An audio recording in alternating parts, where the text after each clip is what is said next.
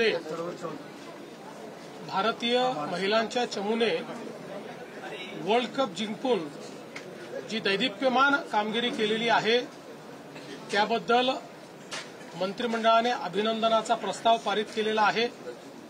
त्याचप्रमाणे आपल्या महाराष्ट्रातल्या 3 खेळाडू ज्याच्यामध्ये स्मृती मानधना आहे, ज्याच्यामध्ये जेमिमा रॉड्रिग्स आहे, ज्याच्यामध्ये राधा यादव आहे, या तिन्ही खेळाडूंचा सत्कार हा राज्य सरकारच्या वतीनं केला जाईल आणि आपल्या धोरणानुसार त्यांना कॅश प्राइज देखील त्या ठिकाणी दिलं जाईल आणि सर्व परीने त्यांनी जो काही या ठिकाणी भारताची मान उंच केलेली आहे त्या संदर्भात सर्व प्रकारे त्यांचा सन्मान करण्याचा निर्णय आज आपण घेतलेला आहे।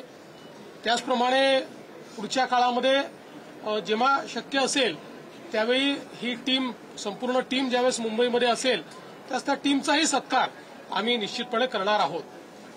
आज राज्य मंत्रिमंडळाने आपलं जे महात्मा फुले जनआरोग्य योजना आहे या योजनेच्या अंतर्गत 1300 आजार आतापर्यंत अधिसूचित आपण केले होते।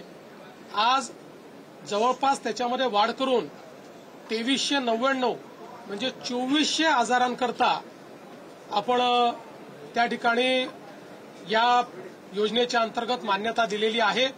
तेव्हा आता 2400 म्हणजे 2399 आजाराकरता 5 लाखापर्यंतचा सगळा खर्च हा सर्व नागरिकांकरता या योजनेच्या अंतर्गत केला जाईल आणि काही आजार असेही चिन्हित केलेले आहेत की ज्यामध्ये अधिकचा खर्च आहे। असे जे आजार आहेत त्याही आजारांमध्ये चिन्हित आजारांमध्ये 10 लाख किंवा त्यापेक्षा जास्त खर्च देखील देण्याचा निर्णय हा राज्य सरकारच्या वतीनं घेण्यात आलेला आहे। यासोबत अनेक आजारांचे जे पॅकेजेस आहेत हे आता नवीन रेटने म्हणजे काही ठिकाणी आपण जवळपास दुप्पट रेट केलेला आहे त्यामुळे देण्याचा निर्णय केलाय। यामुळे हॉस्पिटल्सची मागणी देखील मोठ्या प्रमाणात पूर्ण होणार आहे आणि महाराष्ट्रातल्या गोरगरिबांना पूर्णपणे त्या ठिकाणी मोफत आणि चांगल्या पद्धतीचा उपचार मिळण्याच्या संदर्भातला मार्ग खुला झालेला आहे। काल परवा जी काही आपल्या पुणे जिल्ह्यामध्ये बिबट्याच्या माध्यमातून जी काही मृत्यूची घटना झालेली आहे अतिशय दुर्दैवी अशा प्रकारची घटना आहे।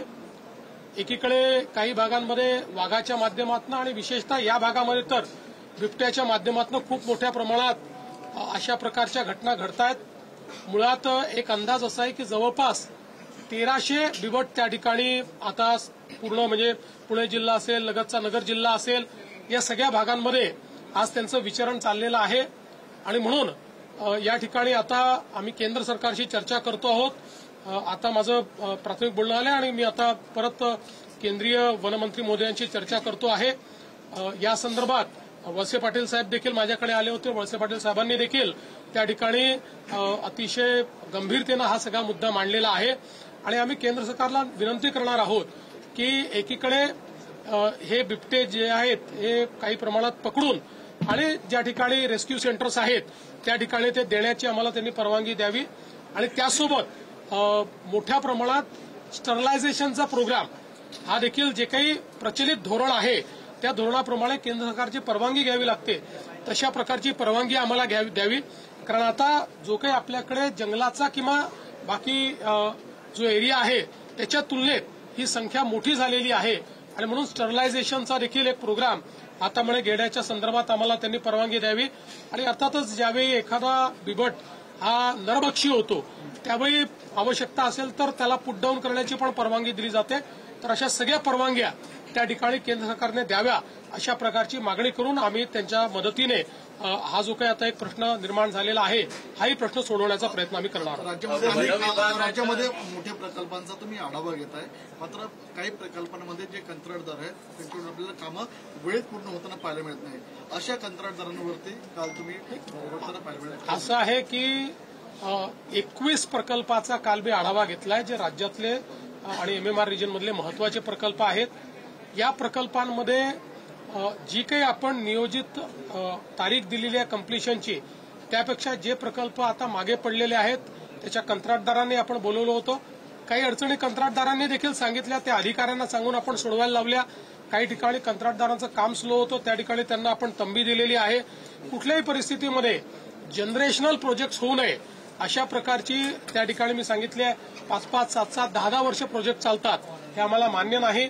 प्रोजेक्ट वेळेत कंप्लीट झाले पाहिजे या दृष्टीनं वॉर रूमच्या माध्यमातून त्याचं टास्क वाईज आम्ही डिव्हिजन केलेलं आहे. प्रत्येक टास्कला किती वेळ लागणार आहे त्या संदर्भातला निर्णय केलेला आहे आणि प्रत्येक टास्कचं मॉनिटरिंग कोण करेल अशा प्रकारची जबाबदारी देखील आपण फायनल केलेली आहे आणि त्यासोबत ज्या काही अडचणी येतात त्या दूर करण्याची यंत्रणा देखील आपण तयार केली. देवेंद्र जी, आज मंत्रिमंडल में बीसीसीआई में जिस तरीके से महिला खिलाड़ियों ने काम किया उसको लेकर अभिनंदन प्रस्ताव किया गया, क्या चीजें और कैबिनेट में क्या डिसीजन हुआ?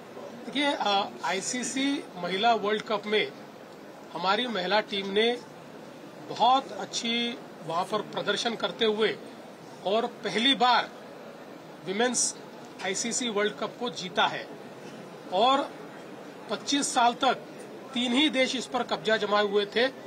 पहली बार एक नया विनर, एक नया विजेता ये विश्व को मिला है. हमारी महिला टीम ने बहुत अच्छा प्रदर्शन किया है.